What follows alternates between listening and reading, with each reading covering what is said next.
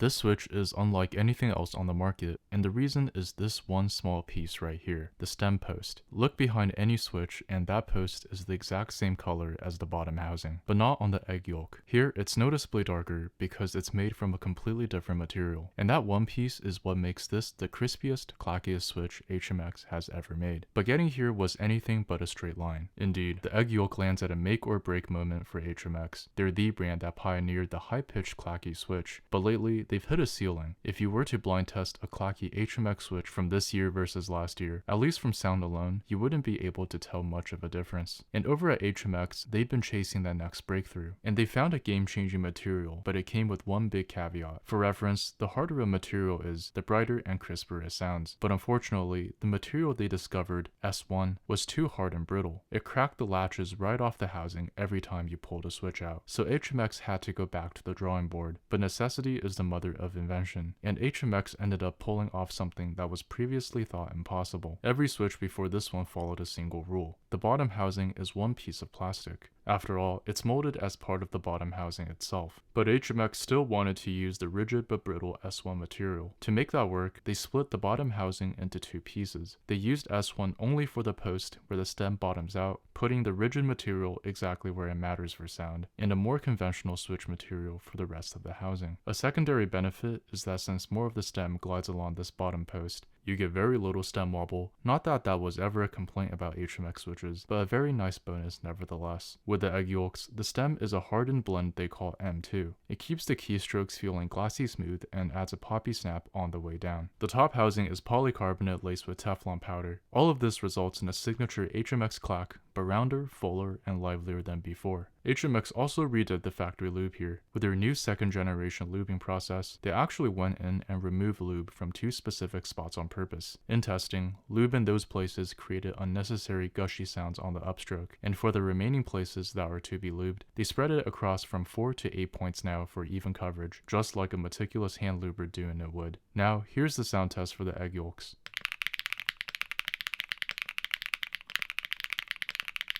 But if you want to check out my favorite switches of the month, make sure to watch this video here. For now, thank you so much for watching, and I'll see you guys in the next one.